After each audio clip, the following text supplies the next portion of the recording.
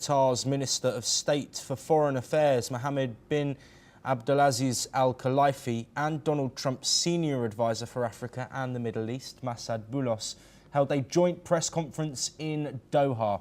They discussed progress on a peace agreement between conflicting parties.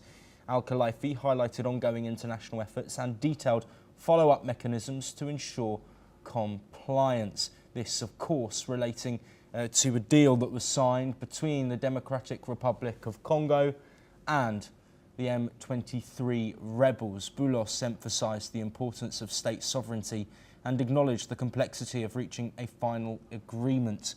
Both stressed continued negotiations towards a comprehensive resolution. The deal seeks to end the ongoing conflict between the DRC government and the M23 rebel group. It builds on previous agreements with stronger international oversight. The goal is a lasting peace through clear commitments and follow-up.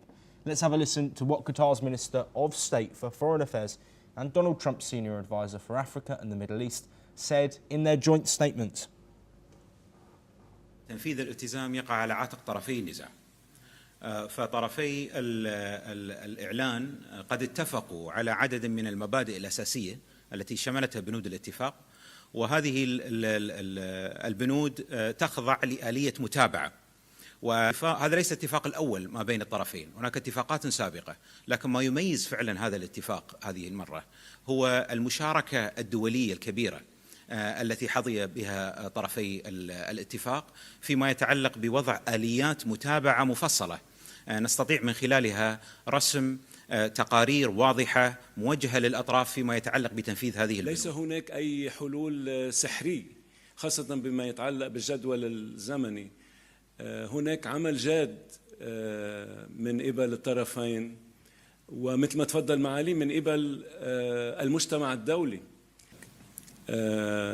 أحد أهم بنود الإعلان النوايا هي التأكيد على بسط سيطرة الدولة وسلطة الدولة على كامل أراضيها، وهذا شيء طبيعي لأي بلد بغض النظر. Well, I'd like to thank Maurice Carney, an Executive Director of the Friends of Congo in Washington, D.C., for joining us to discuss these comments, but also the significance of this deal that has been signed between the DRC and the M23 rebel group. Maurice, thank you for your time. Let's first look at that signing, at that deal. We know work has been ongoing to end devastating violence in the east of Congo. What are your initial thoughts after that announcement?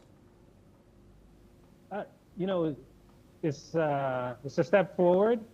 We have to wait and see what the results are going to be.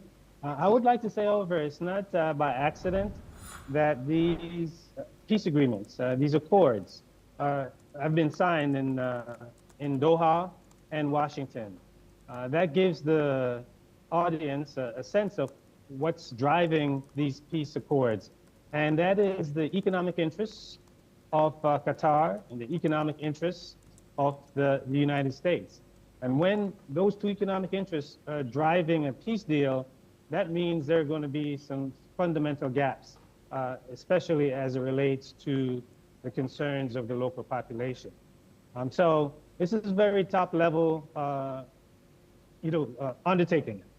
Notice that we haven't seen the Southern African Development Community, the East African Community, the African Union taking the lead. So that's an indication of the priorities around both the Washington Accord that was signed on June 27th between the Rwandan government and the Congolese government, and now the Doha Accords signed between the Congolese government and the M23 militia and the Congo River Alliance. Yes, and of course looking at international support and monitoring surrounding this situation, how vital is that given the circumstances that many in the east of Congo were having to live in with this violence leading to displacement and countless deaths? Well, I mean, it's vital.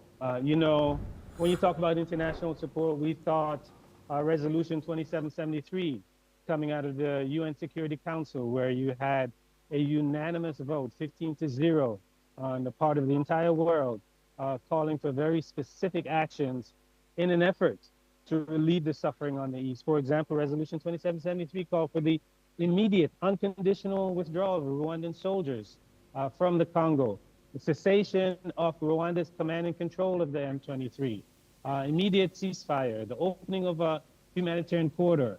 Now, that was very explicit.